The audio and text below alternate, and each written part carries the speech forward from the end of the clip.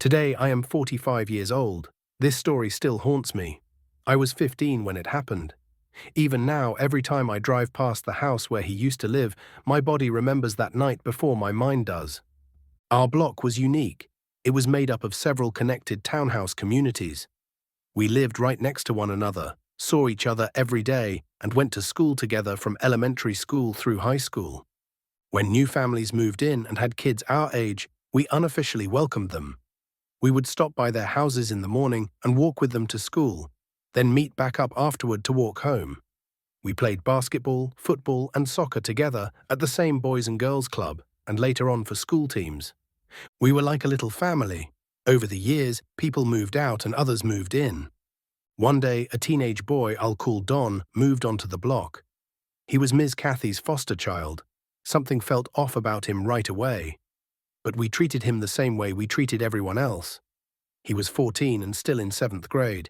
He often walked around with a spaced-out look in his eyes that made me uneasy. My brother took a liking to him. The rest of us were wary. Don would frequently ask my brother if he could come over when my parents weren't home. He would bring beer and marijuana and hang out for hours. Several things about him made me uncomfortable, though at the time I didn't realize they were warnings. Once, I woke up in the middle of the night and found Don standing at the foot of my bed, staring at me. I jumped up in shock. He laughed. My brother rushed into the room and told him not to sneak around the house. He said Don would get us all in trouble if our parents came home. Don just laughed and said, "My bad." Another time, around 11 at night, someone tapped on our back door. My mother was downstairs on the computer when she suddenly screamed and demanded to know what Don was doing back there. The next morning, she confronted my brother and told him to stop having his friends come to the house late at night. Then came the night that changed everything. It was just before the blizzard of 1996. My brother was at basketball practice. My mother was out shopping with my aunt. My basketball practice had been cancelled, so I was home alone with my younger sister, Amelia. Someone knocked on the front door. "Who is it?" Amelia called out. No answer. The knocking turned into pounding. "Amelia," a voice shouted, "I know y'all are in there. Get your brother." "He's asleep," Amelia yelled back. "Wake him up," the voice demanded.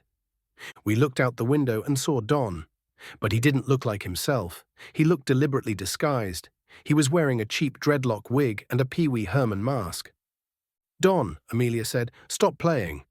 He laughed and said he needed to come inside to use the phone. Amelia told him our phones were off. He told her to open the door.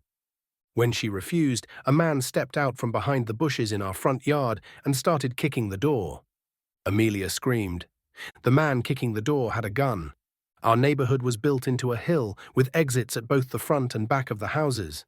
I grabbed Amelia and told her we were running to our friend Andy's house.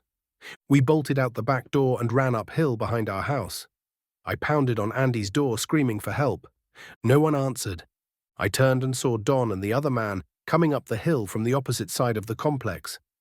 They hadn't seen me yet. I ran across the parking lot and started banging on the nearest door I could find. A young man opened it. He later told me his name was Arthur. "He has a gun," I shouted. "They tried to kick in our door." Arthur pulled me inside without hesitation and wrapped his arms around me. He told me it was okay. He said he was calling the police. "Amelia," I screamed, "my sister is still out there." Arthur and his brother grabbed baseball bats and said they were going to help me find her. Their mother blocked the door and refused to let anyone leave. She called the police herself. When the police arrived, they took me back to my house and searched it room by room. Amelia was hiding inside. She told them she froze when I ran and didn't follow me. Instead, she grabbed my mother's Polaroid camera. When the man's mask slipped off, she took a picture. Then she screamed that she was calling the police and they ran. Out of fear, we never told Arthur, his brother, or the police who Don was. Neither of us said his name. Don was later arrested for breaking into another resident's house. Ms. Kathy moved off the block a few months later. I'm grown now. I'm married. I have children and grandchildren. But every time I pass that house, my heart still skips. Sometimes I see the family who helped me that night. I don't always know how to explain the distance I keep.